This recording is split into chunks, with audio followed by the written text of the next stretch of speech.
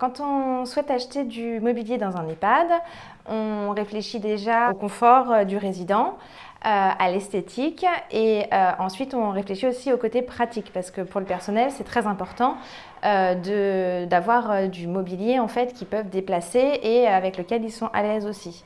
C'est des choses auxquelles on ne pensait pas avant et c'est vrai que c'est des préoccupations qui sont de plus en plus importantes pour nous.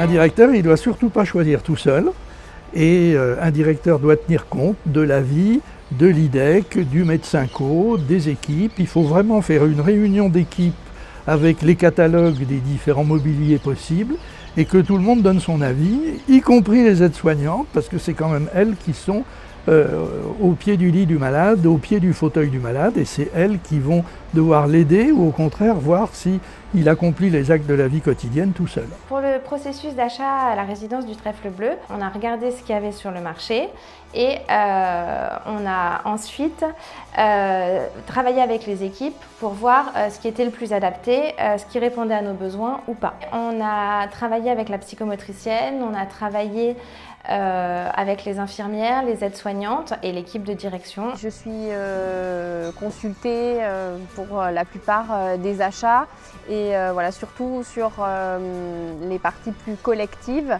les achats en tout cas pour les pièces collectives où là voilà, je suis la personne en tout cas qui est amenée à voilà, manipuler de fait ce mobilier. Moi je m'adapte à ce que eux me disent par rapport à leur travail et par rapport aux besoins de matériel dont ils auraient besoin au quotidien pour que tout fonctionne au mieux, toujours bien évidemment dans le but de l'accompagnement optimum pour les résidents.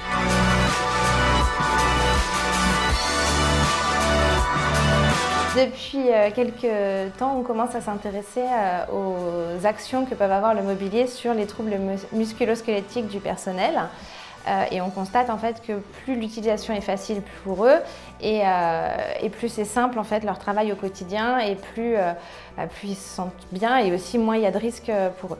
L'objectif de l'ergothérapeute, ça va être de trouver le matériel qui à la fois va permettre à la personne de continuer à réaliser son activité de vie quotidienne au plus proche de ses habitudes de vie et de la manière la plus autonome possible et en même temps aux soignants d'apporter l'aide la plus adaptée possible pour la réalisation de cette activité de vie quotidienne, tout en assurant évidemment sa propre sécurité et celle du résident, puisqu'on l'a dit tout à l'heure, plus l'aide humaine va être importante, plus le risque de port de charge va être élevé, et donc plus on doit aussi penser à préserver le soignant dans l'accompagnement de la personne. J'ai vu une évolution au niveau du matériel.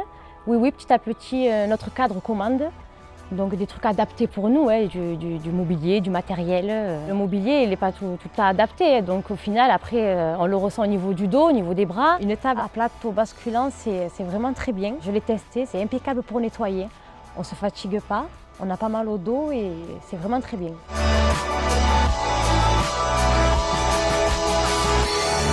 Donc j'ai envie de vous dire, autant les personnes bénéficiaires que les professionnels doivent être à la manœuvre pour choisir le mobilier et aider même les concepteurs de mobilier parce que ça peut être un véritable outil aussi pour baisser leur sinistralité. Donc oui, avec une vraie logique participative en amont.